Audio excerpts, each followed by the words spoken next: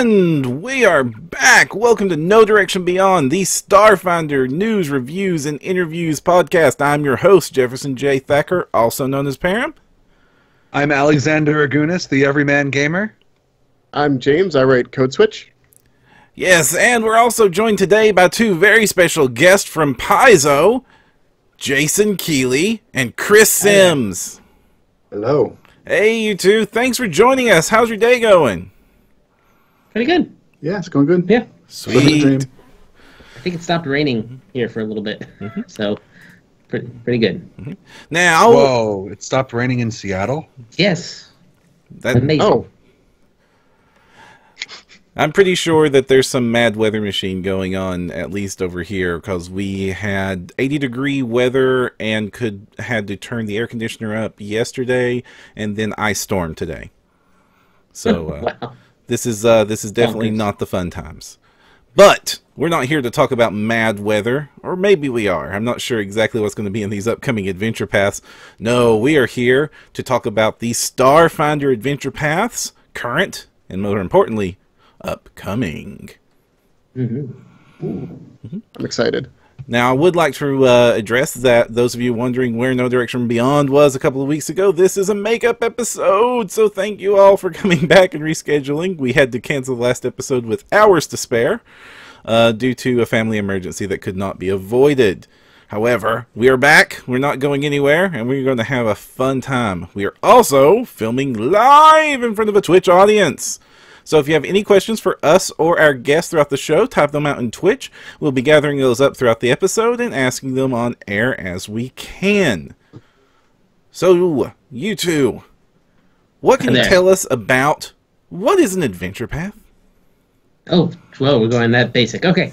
An adventure path is a series of linked adventures that tells an entire sort of campaign story that we are now, we will be eventually in August releasing the Starfinder Adventure Path monthly, so you'll be able to get more Starfinder Adventure Path goodness more often. When Starfinder was announced, the inclusion of an adventure path, I guess, was expected, but I also think incredibly important based on what had been said in the past and really the success of Paizo and its identity. At one point in time, you all have been quoted as saying that the adventure path line for Pathfinder at the time was your flagship product. Do you think that statement is still true, and does it also hold true for Starfinder? Yeah, I mean, I think so. It's our chance to show all of our players and readers and whatnot what's going on in our various worlds, Galarian and then Pack Worlds for Starfinder. So we want to show you the kinds of adventures you can create on your own if you need to, and just sort of tell our own fun, interesting stories that you can all participate in.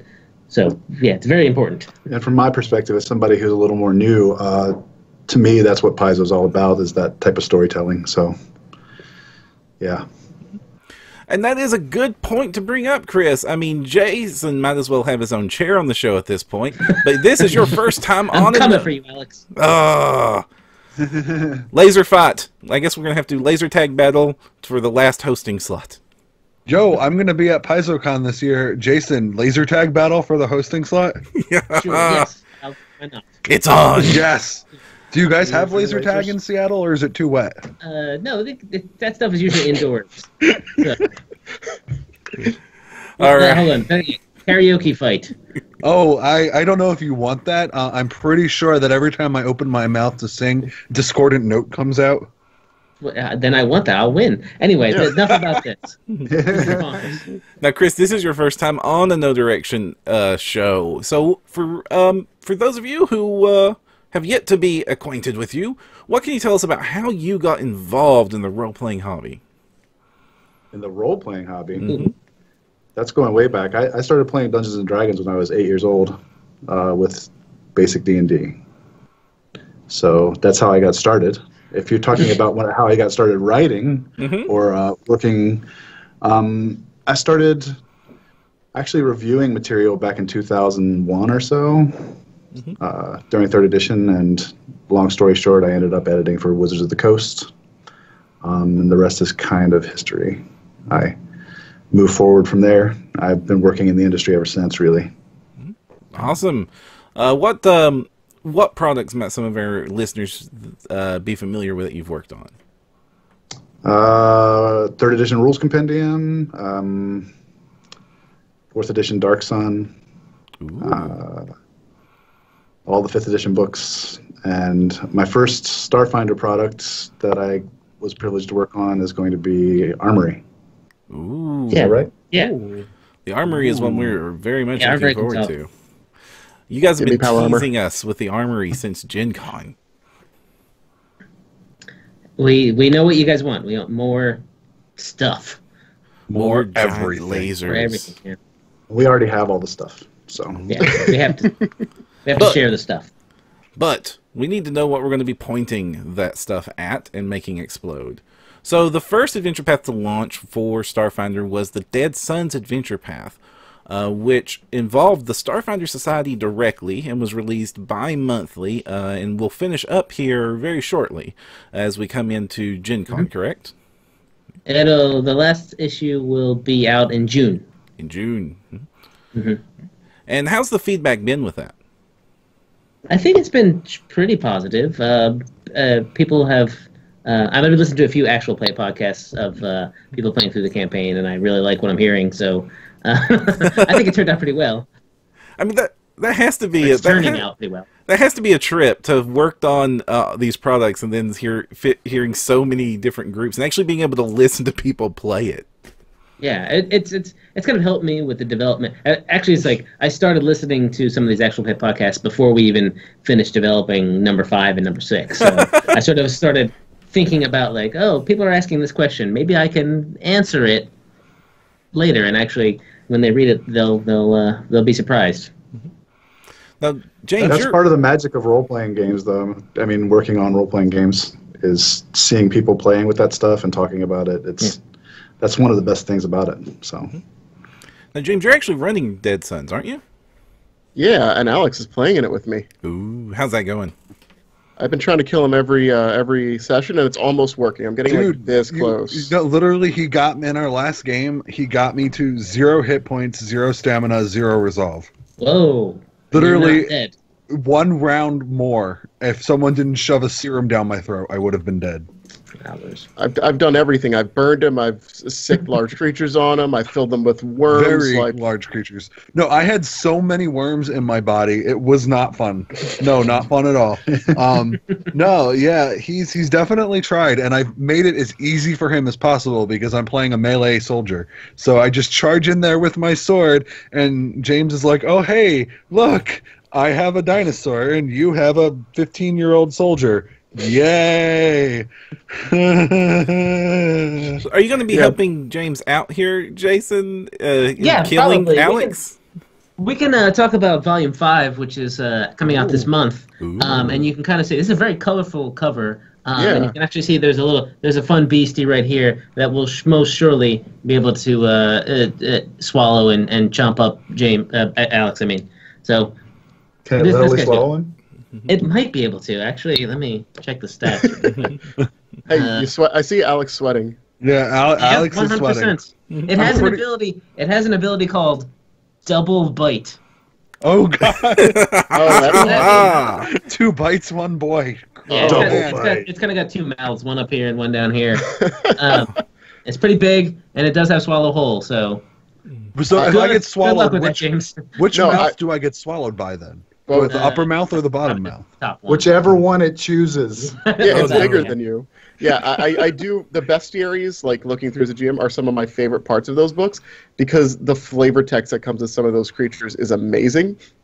Like the one creature that's from like Versus that you have to like ring your cities around, otherwise it'll just steal your children. Yeah, like they're just really well written, so I've been appreciating that. We have not a ton of space on these alien archives in the back of Starfinder AP, so we try our best to get it done. I should quickly mention too, this volume is written by Stephen Radney McFarlane, so it's pretty vicious. Oh no! Yeah. Yeah. I feel like Oh, sure. I feel like now Compton's Fury is trying to murder me, and now I get to look forward to Amanda's Fury trying to murder me, and then Steven's Fury, and then Owen's Fury. Just everybody, so much anger poured onto me. It's great. Yeah, I mean, it's the first time Alex doesn't play Kitsune, and you throw in this, he's just getting killed all the time. Right. It's like you guys just want me to go back. You're like, no, you can't be human. You've already sold that off. You can't do that. If you can't venture rage when you're riding an adventure path, what can you do? Yeah. Oh man, you know, my favorite part about the Adventure Path bestiaries is the fact that they always come with like at least one playable species. Like one of them has this weird box guy race who like can bull rush you. He's not actually a box, but like his Oh, I body wrote that shape one. is a box. Yeah, he bull rushes you. It's like, oh man, oh no, I'm going flying. Gee willikers, guys. Volume number 5 has 5 new playable races in it. What? Wow. Yes. Listen, we have a guy in the No Direction Discord who like takes all the races like that everybody writes and puts them into a giant table, and he always complains whenever I write a new one because then he's got to update the tables. I am looking forward to hearing him hear about this. It's going to be fun. We had jellyfish people. As you can see right here on the back, we have like amoeba people, beetle people, snake people, all kinds of good stuff in here. I really want to know more. Is that something you can share? I would love to know about amoeba people. Let's talk about amoeba people. Ooh. Is that cool with you, Param? Yes, what's about amoeba people? They can. This picture. This picture basically has him storing his gear inside of himself. Why wouldn't you? Why wouldn't you? You know, they're basically sort of big oozes. You can play an ooze, sentient ooze. Yes. There's a whole write-up on monster type. There's a whole write-up on each of these 5 races have a write-up on their home planet in the one of the articles. So there's a lot to know about each of them. Okay, awesome. Like I said, I'm excited. And that draws some attention to an aspect of the adventure path that has been mentioned before, but I think bears repeating. They have a player focus that the other Pathfinder adventure paths haven't had. You've got a sort of like a little mini gazetteer and or player kit in each one of these. Yeah, because Starfinder doesn't have the player companion line. We don't even have the campaign setting line to flesh out these stuff for players. Because as much as we like to make adventures that can kill players, we also want to give stuff to players for them to maybe be able to survive a little easier. Which is why we have a whole book of armory, but that can also be used by GMs. And in general, we want to try to present something for both GMs and players in sort of every book that we do. Yeah, Armory will present some ways to kill Alex. Yeah. Excellent. New critical hit effects and. Listen, if I die, I'm gonna roll a Skittermander with that quad wields pistols like Stitch and Lilo and Stitch. So go ahead, James, murder me. I promise it won't have consequences. Oh, now I'm getting held hostage. The player options in, especially Dead Suns 2, there's a whole new Mystic connection, which is like in Pathfinder APs, you usually see like an item or two that they explain, but like actual whole new class things are actually pretty neat. It's been really cool. I have all of them, and I read the player-facing stuff, but I don't read the adventures. And doesn't one of them have like an entire fighter fighting style or something in it? Mm-hmm. It has an extra combat style. That's number 2, right? Yeah, or at least another option for a combat Because style. I feel like that's the the one that Devourer, has the Cult of the Devourer. the super cool realistic. disintegrator pistols. Oh, yeah. Oh, it's got a gear boost for disintegrator. Yeah, that's what it is. Gear boost. Oh. I mean, anything that lets you roll a d20 for damage is okay in my book. You can still roll a 1. I mean, you can, but the power of holding that d20 and being like, this is how much I hurt you, is great. Yeah. Now, Dead Suns was the first adventure path for Starfinder. In a lot of ways is where everybody's going to be drawn to see what Starfinder can really bring to the table. What were your goals when you were writing this that you needed to present? Well, our creative director, Rob McCreary, is the one who essentially sort of started that first outline. And since he had so much experience with adventure paths, he was basically the one to go, like, he knew how to essentially show off our setting. It's what he wanted to do. It's why it starts in Absalom Station. It goes to a couple planets in the Pack Worlds. It goes beyond the Pack Worlds. It kind of does basically everything. Basically everything a Starfinder campaign would sort of encompass. Mm-hmm. It definitely has a Reign of Winter feeling, which makes sense because Rob wrote that one. Yeah, I was just thinking the same thing. Go anywhere. But You're talking with a group that's all done Reign of Winter. But now that you're wrapping up Dead Sons, you've announced that there are going to be 2 more adventure paths to follow it, and with a format change. Yes, we're going to a 3-volume change for the next 2 adventure paths. The first one is called Against the Aeon Throne, where we pit you against the Aslanti Star Empire for some espionage and some fighting against these evil expansionists. And then They're very bad people. they're bad. They're not good people. And then after that, we're moving on to after that 3 volume, doing another 3 volumes, and that second 3 volume actually level wise can pick up where Against the Aeon Throne leaves off. So if you want to, you can actually play all 6 volumes in order if you'd like. But the one after that is called Signal of Screams, and it goes into our space horror stuff that we can talk about more in length later. And Chris is writing the first adventure for that. Yes, I am. So we're keeping that in the family to get that spookiness just right. And are those bi-monthly? Still? No, those are still monthly. Those are back still monthly. Yep. And then that'll take us through February of next year, and which is we'll get to an adventure path that we'll announce soon later though, not here. Sorry. It's my first adventure path, my first precious adventure path. Yes, it's Chris's. Chris is the one doing the main development on the adventures for that, and he's written up a great outline. I'm very excited about this one. I'm excited about all of them, to be honest, but it's gonna be fun to see how that one plays out. Yeah, it's super fun to work on these things. So what was the decision to go to the 3 AP format? We wanted to try out a couple different things without sort of committing to the full 6-volume arc.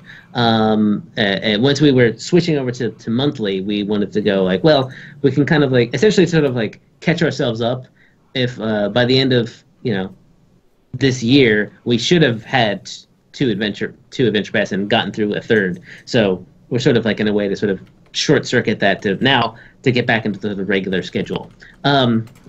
And frankly, these two stories, the Aeon Throne one and the spooky one, kind of more lend themselves to shorter bursts of campaign adventureness. That's not a word, but they. So what are some of the things you? Oh, go ahead, Alex. Oh, so are we going to defeat the Aeon Throne and then never see the Aslantes again, and they'll be gone? No, that's one of our major threats of the setting is the Aslanti Star Empire. So you're not going to defeat them. You're certainly going to foil them a bit, and the adventure goes into explain exactly why you're not fighting the entire Aslanti Star Empire, but you are going into their space, which no one has ever done before. At least anyone from the Pack World has ever done before. So, since you got these three sets of 3 going on, would it be like in the future you're like, okay, well, we've told this little mini 3-part adventure path here. Here's another mini 3-part adventure path where you do more to them, or is that something that's not going to happen? I guess is the 3 adventure path format something that we're only going to see this one time as a catch up, or is it going to be something you guys will take feedback on and possibly do again in the future? Yeah, it's not outside the realm of possibility. Once we see what the feedback is, when they actually get the 2 3-parters, or at least the first one, and see if maybe next year or the year after that we'll go to another 3-parter that picks up, maybe do some higher level stuff, something like that. We're always on the lookout on the boards for what people are saying about this. It's a useful way to tell a shorter story too. I mean, so. And Starfinder doesn't have a modules line to sort of funnel the shorter stories into, does it? That's right.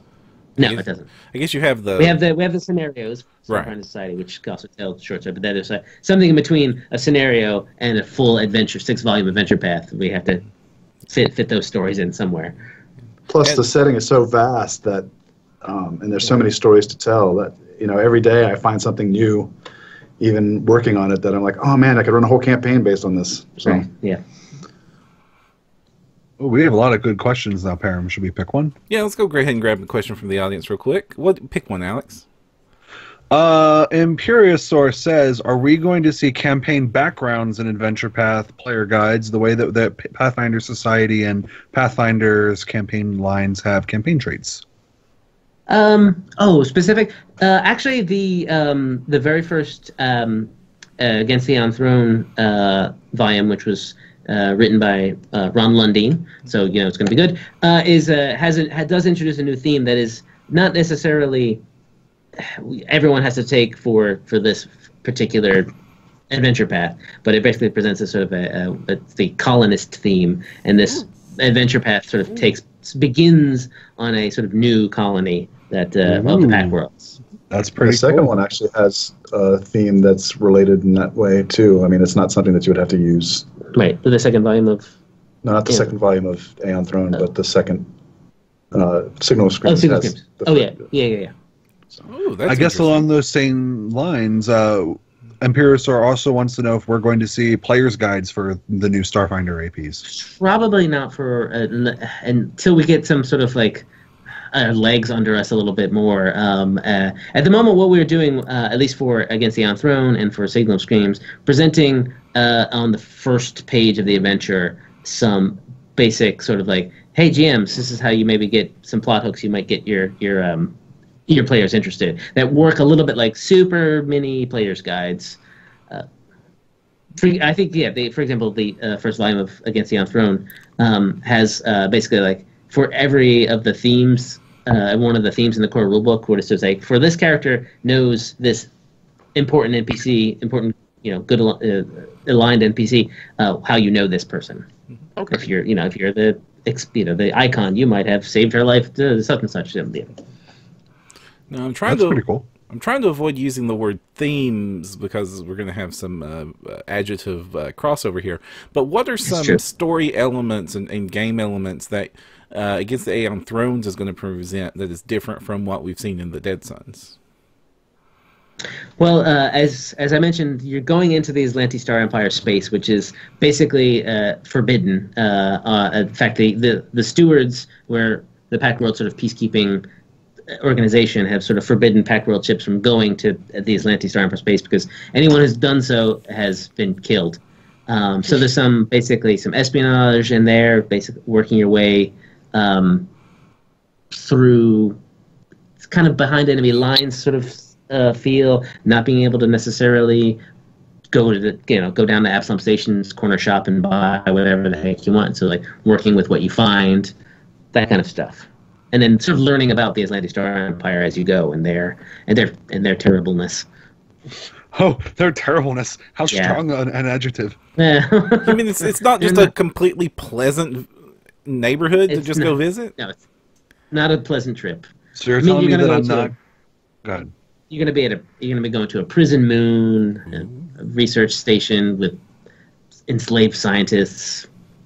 That kind of stuff. Don't enslave the scientists. So there's a very small chance that we're going to actually get to go to like a cake and bacon then, right?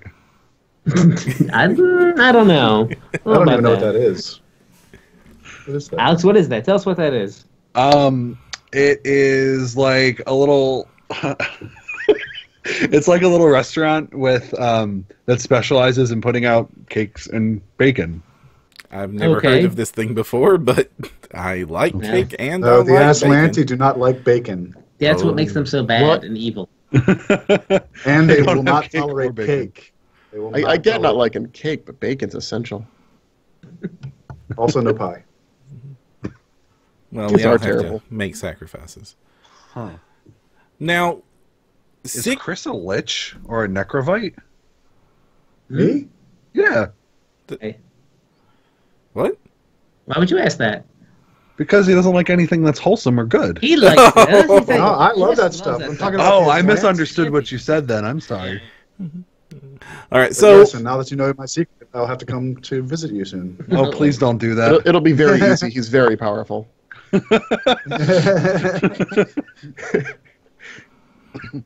Okay, so with the adventure path to follow up with it, it's got another first for you guys. An adventure path that does not assume starting at level 1. So how is that going to work? Essentially, we say you start at level 7. if you have played through against the Iron Throne, you'll be at level 7, and you can just continue on. And we give you a little campaign hook to sort of explain what you've done and how you get to the point at the beginning of Signal Screams. Otherwise, we could just start at 7th level. Yeah, and it kind of ties into the characters being well known or starting to be established in whatever field that they're in, and some of the adventure hooks work from that standpoint. Like, one of the reasons you're involved in what's happening is because people know about you already. So Yeah. You're the if you right, well, if you make 7th level characters, then you can make characters that are already kind of established in their field. And if you're coming from Aeon Throne, then for one thing, you might be famous from what you've done in the Aeon Throne adventure path. So all that works to the advantage of the introduction to this storyline. Now, you guys haven't released a ton of info about this one yet, but what can you tell us about Signal Screams? I'm going to let Chris talk about it since he's writing the first adventure. Well, you're going to let me talk about it, but I don't know what I can say.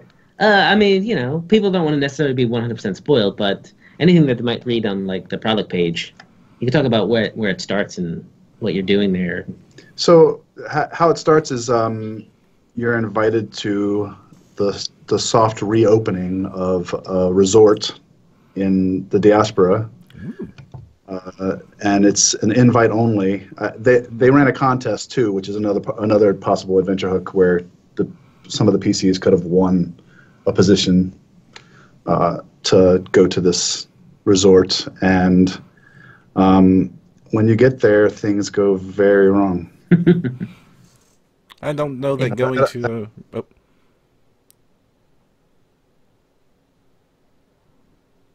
Yeah, Baron. Okay. I don't know that ever going to a space resort on a contest has ever gone well in anything I've ever read. That's Just a resort and a contest in general. Although, James, that sounds like the perfect plot hook for Masuko Hane. Yeah, I mean, she would find herself there. I mean, we'll see if I can drag her out of there. No. Then you mentioned it's going to be a space horror. That's right. Right. What does that mean as far as a role-playing game? It means nobody can hear you scream. That's right, because you're in space. And basically, we're going to be exploring some spooky things. And the adventure path title is Signal of Screams, for instance. So it's not just it's not Signal of laughing or eating brownies. Ponies. Or Signal of Ponies. It's none of those things. It's going to be some terrible things that are going to start to happen. Maybe this resort is haunted. Maybe there's something else going on. It's going to be up to the players to sort of find that out, and hopefully survive. And at this point, since we're starting at 7th level, we can kind of like throw more terrible things at the players and just sort of assume that they're going to be able to defeat them for the most part. But and part of horror is playing with misdirection and player expectations and kind of pulling out the unexpected. So you can confirm then that it's not actually being written by Thurston Hillman, and it's not actually a 64-page bid for Alabastine in space. No, it's not. Okay. Thirsty is participating. He's not writing any of the adventures, but he will be. He'll have written something for one of the back matter articles later on. Okay. I'll just go on with this because there's some very exciting things that are happening, at least in this first volume.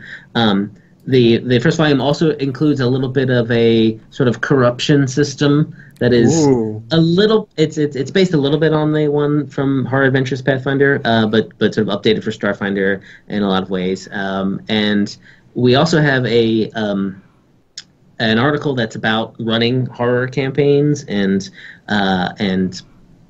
from the player's point of view and from a GM's point of view, like how do you play that space horror game and how do you run it? And we're in there to sort of talk about consent and comfort levels and whatnot about that. And that particular article, I'm excited to say, is being written by Epadiah Ravishall, the creator of Dread. The indie role playing game using Jenga. So he and I go way back. So I pinged him to write this for me. Wow. Building terror. So I I was feel like this. Oh, I'm sorry, guys. No, go ahead. Al. I was gonna say I feel like this is a question that you kind of have to ask in a post-horror adventures world.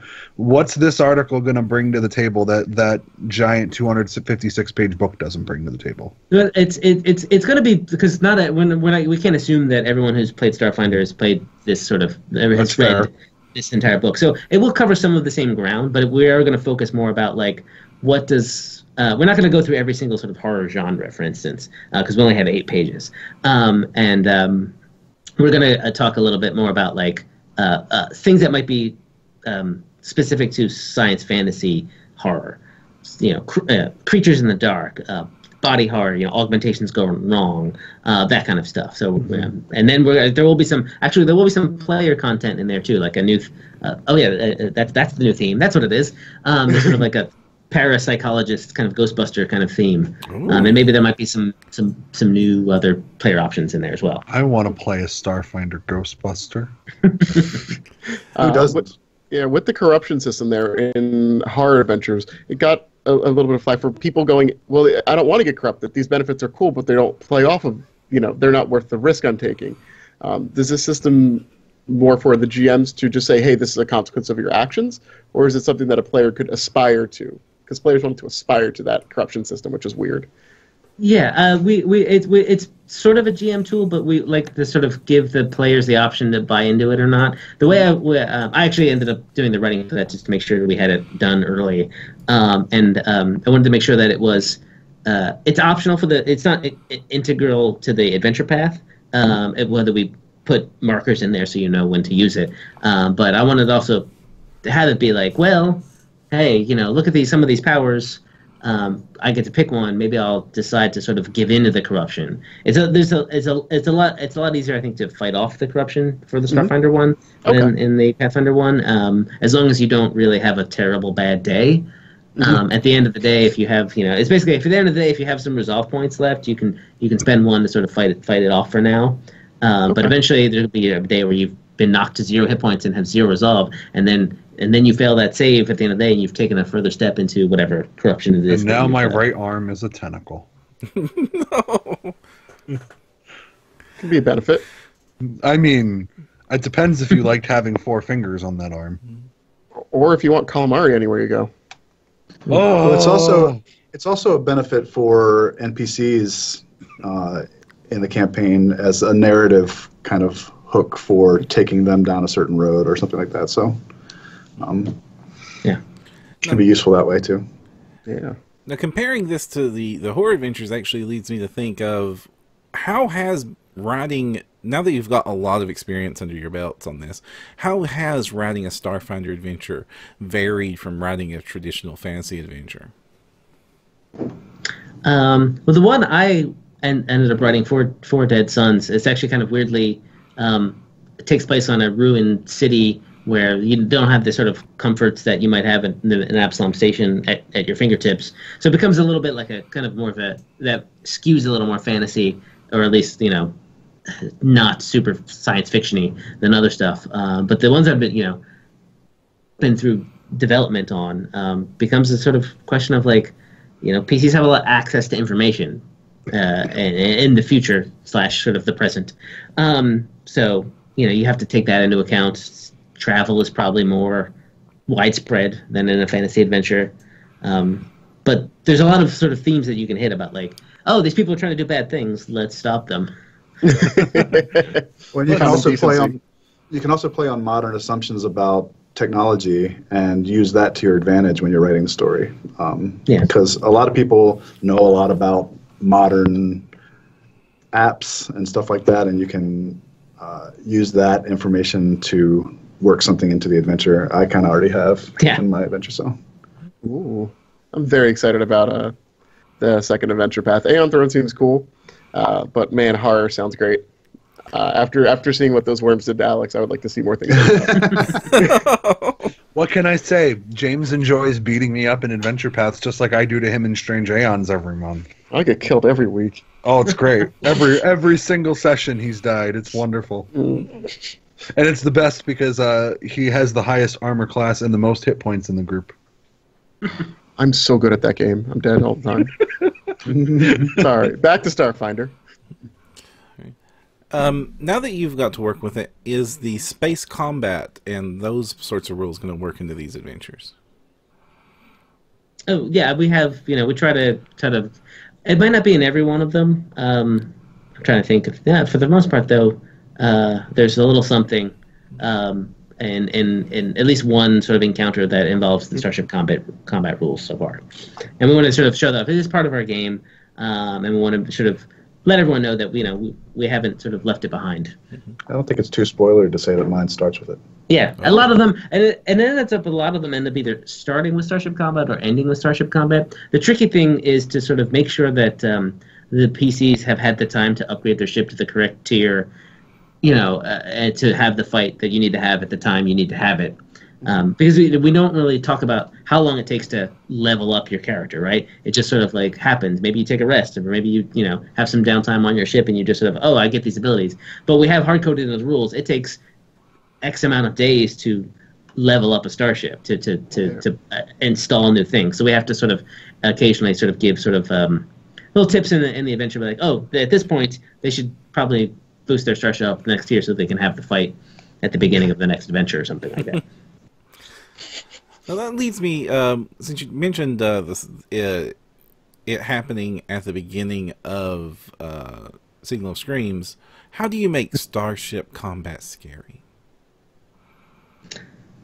Lots of unknowns, I would think, and it's possible that the beginning is not going to be. We're not dipping you directly into the horror 100%. I would say that the Starship, from what I know of what Chris has written, the Starship encounter at the beginning of Signal of Screams is kind of like that part at the beginning of a horror movie where you're about to go to the cabin in the woods, but first everyone stops at the general store. And something weird might happen, and then there's always some guy who's like, "Don't you go to that cabin in the woods! You'll all die! I swear it! Oh, you'll all die!" And then just disappears. You never see that old guy again. But there's and then everyone has a good laugh. Oh, well, we're just going to have a nice, relaxing vacation. There's nothing to be feared about in the cabin in the woods. But it's more of like planting that seed of what might happen, or get everyone a little bit on edge. Well, plus the thing about horror is rising tension, so it has to start out somewhat normal. I mean, what happens is somewhat to be expected in the region of space we're talking about. So it's not totally abnormal, and it's certainly not horrible. Yeah. So the horror comes later. Oh man, creepy. Well, it looks like we temporarily lost James. Okay. Oh well, let's keep going. Was this your fault? Did you write this into the show notes? What happened to him? Is this horror for our podcast? I mean, he did disappear right as we started talking about suspense and strange things happening. James! Oh God, he's here! What happened to him? Oh, it's horrible! Don't turn the camera. It's good acting, right? It's good acting that we just did. You might want to keep your development jobs. Mm. That's what I want. That's what I want anyway. So I'm fine. Oh, so what's some of the feedback you're hearing about the adventure paths right now, and how do you think they're being received, and this new announcement is being received? I've been hearing people want. Some people are very excited about space horror. Some people, don't care for that, and that's fine. We'll be moving on to something else pretty soon. It's only 3 volumes. It's only 3 volumes, so it's you don't have to worry about it taking up a whole half a year. I think people are excited to learn more about the Atlantis Star Empire. I've been basically reading a lot through the sort of like the asking questions about the adventures through the Dead Suns adventure path, and trying to take that feedback and take it in stride and figure out how to make the next thing better. Mm-hmm. Is there something specific that you've learned from Dead Suns that you are going to incorporate into future adventure paths? I'm trying to remember if there's anything specific. Well, we just learned that we should include about 1,000% more worms, right? Yeah, well, we learned that, but that's totally. I have sort of been, by listening to sort of like some of the AP actual play podcasts and some of the reading some of the boards, that our afflictions our diseases are not anything to be laughed at. Oh no! Oh, I pretty almost brutal. died. And Yeah, I think they were a little more brutal than I maybe had thought when we were working on the core rulebook. But Alex went on an epic rant on the afflictions when his character got horribly infested. So, rant might not be the best word because that implied that like I hated the system and was railing against the mechanics. My giant tirade was more about how horribly I almost died to being pumped with worms. yeah, it's gonna happen. Yeah. Well, you should just use grays in an encounter, and you'll understand the No. affliction system. I am so glad James isn't here for that. I don't need him to have that suggestion. Thank In fact, goodness. grays should just form a recurring enemy in everybody's campaign. That's what that's. I mean, They're secretly I- an enemy in every campaign. I mean, so far. on the No Direction Discord, we've had a lot of people asking, like, "Oh man, I want to know more about the unseen. When are we going to hear more about the unseen?" They sound like they'd be awfully good horror people. There's actually a little bit about the not exactly. They might make an appearance in the next 6 months. Let's just say that. Oh no, The Greys and the Reptoids might be lurking around. man, and things. my worm-ridden soldier's gonna get probed. This is not a good thing. No. All right, so That's already happened to us in my where's my campaign. where's my J-pop adventure where we just go to a concert and that's the adventure? That's what I need. I have in the back of my head floating around an idea of possibly just the adventure path is just a touring band, and it's like a series of Scooby-Doo style adventures or Josie and the Pussycat style adventures on every planet. That'd be pretty funny. I would be down. I don't know if I don't think they would let me do that here, but comedy. Who knows? No, Gussie and the Pussycats I- did go to space eventually. Yeah. So I- one Jap- rant that I totally. I'm sorry. Go finish. I was just gonna say Jabberjaw. I think technically takes place in the future. Yeah, I think that's true. I was going to say that one rant that I went on is that RPGs need to do more with humor because I feel like we're really good at trying to scare players, but we're not really good at making like the opposite, like the really funny moments. And we kind of expect the players to be funny by themselves. So if you wanted to do a funny AP, I think that would be amazing. It's comedy is difficult to sort of get across on the sort of written word and in the adventure, because it's so situational, and oftentimes, the comedy comes from how your players have reacted to a thing or an encounter. I tried to weave a little bit of comedy in scenario 1-03 with the Beetle people. I don't know how it came across, And but here I was hoping that you were going to tell me that that new free RPG Day module was laden with humor. it should be. I completely forgot about that. It was something I was going to plug at the end of the show, but Skittershot is our Starfinder free RPG Day product, and you 4 Skittermander pre-gens, and yeah, there's some. I channeled some GLaDOS in there while I was trying Oh, it's to going write to it. be great. That's amazing. I love GLaDOS, and I love Skittermanders, and I love a comedy adventure path. So maybe I just need to play Skittershot over and over again. Play that. There may be a rogue massage table. I went to a weird place the past month. See, but I've got an adventure path that's starting at a resort. The free RPG theme has a whole spa thing happening in it. I don't know. You need a vacation. I need a vacation. but like that's how you write a comedy adventure path, because you can't make situations funny because you don't know or you can't make like dialogue funny because you don't know what the players are going to say or how they're going to react. So you just make ridiculous situations that make your players stop and go, "Wait, we're wrestling a massage chair that's trying to beat us up." Like I feel like that's how We Be Goblins does it. Like the situations are so crazy that they're funny. Ridiculous. Yeah. Yeah, I play a Skittermander in our dev game, and that's pretty funny. Fun. Yeah. At least for me. No, yeah. It might not be funny for anybody else. No, I think you're automatically funny if you are like 3 feet tall with 6 arms and your baby form was a leech. And you can say, "I'm 9." with 3 on 3 different hands. Okay. That's funny. Speaking of shoutouts and conventions, what's your convention schedule looking like this year, gang? Well, I know we'll both be at PaizoCon, Yep. obviously. I'm pretty sure it will be at Gen Con. I'm not sure. We haven't fully gotten all the information about that yet. I don't have anything else really lined up yet.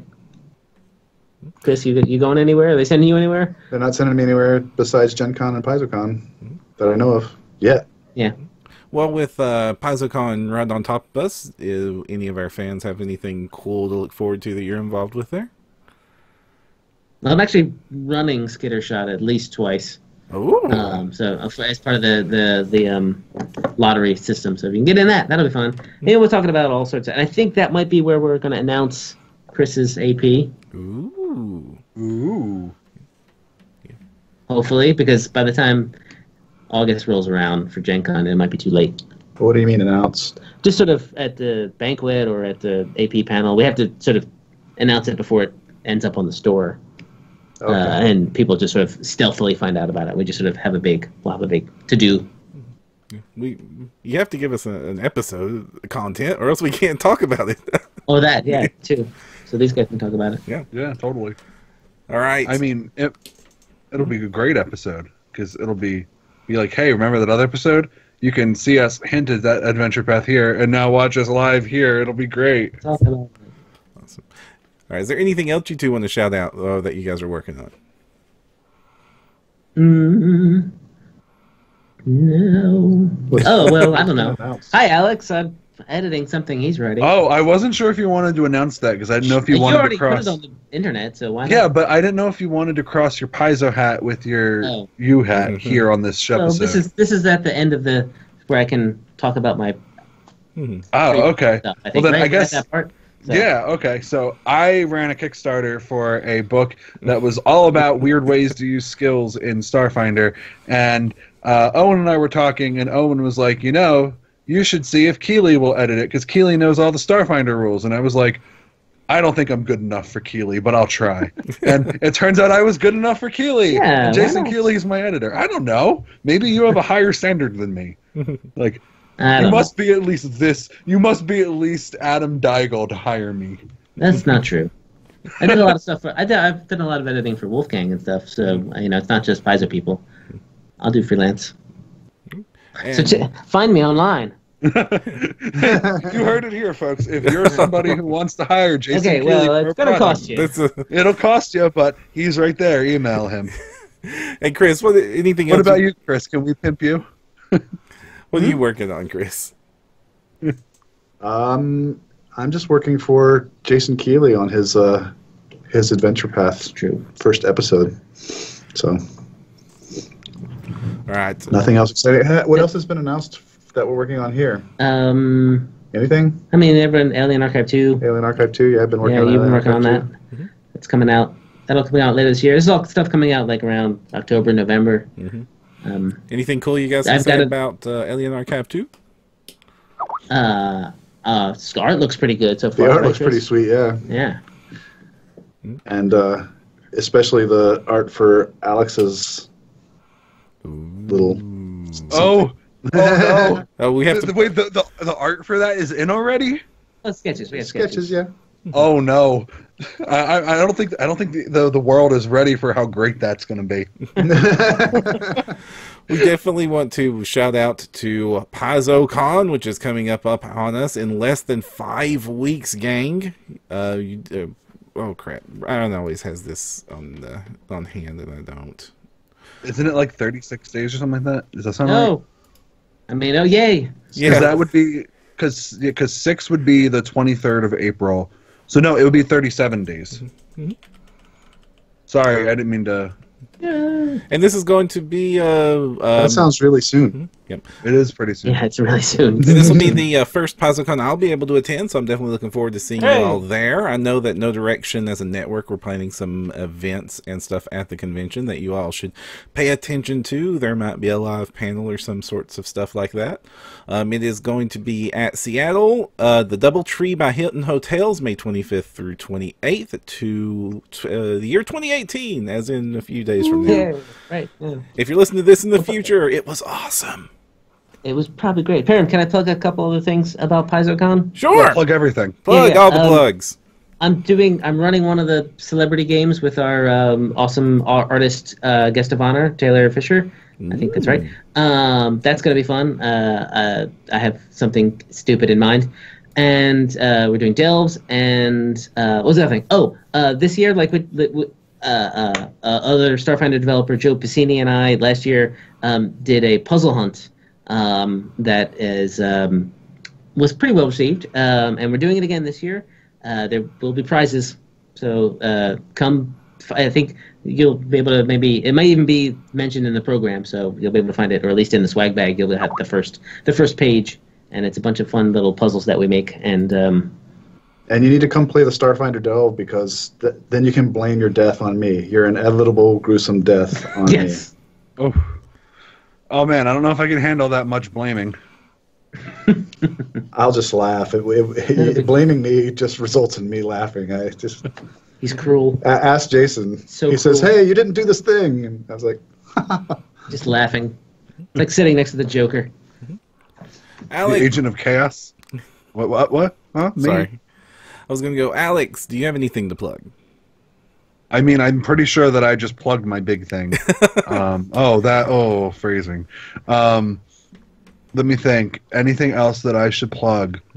While No, you're thinking, I don't we think need so. to go ahead and plug that No Direction will have an upcoming new show joining the network, No Direction Adventurous, which is we are going to be playing through War for the Crown with our special GM, Crystal Frazier, and a cast of awesome people.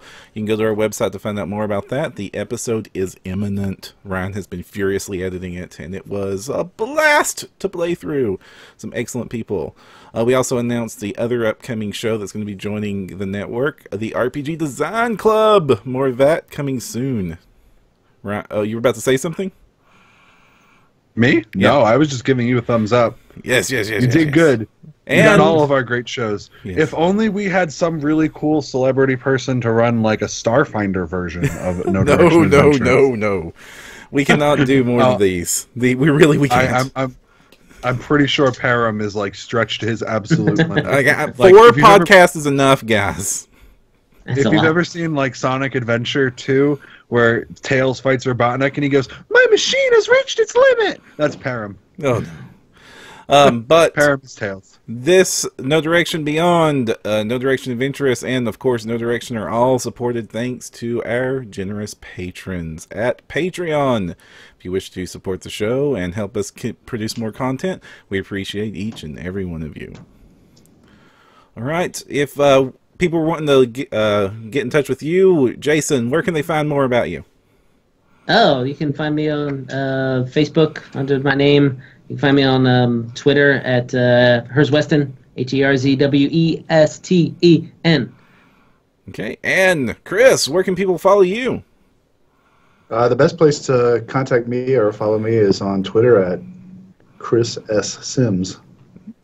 And you can contact us and follow us at nodirection at hotmail.com for email, at facebook.com/nodirection, of course at nodirectionpodcast.com, and also No Direction on Twitter. Also, be sure to join our Discord server if you want to hang out with us throughout the week and find out all the cool stuff that's going on. All right, Chris, Jason, thank you all so much for joining. You forgot something. Well, we forget. Did you plug the other new thing? What other new thing? The thing that Mona told us we had to do? No. Oh, You should no. plug that. I don't know what we're talking about. The Patreon. I just plugged the Patreon. Are you sure? Yes. I didn't get that. I did. Yes. Plug it again. No. Once an episode is enough, Alex. Stop it. All right. Until next time, gang. I'm Jefferson J. Thacker, also known as Param. And I'm Alexander Gunas, the Everyman Gamer. And James, who writes Code Switch, would probably also want to say goodbye if he were not being eaten by whatever horrible things are unleashing corruptions in the Signal of Screams. Basing by the baying of the hounds, they're coming after me next. All right, everybody. Go beyond with No Direction.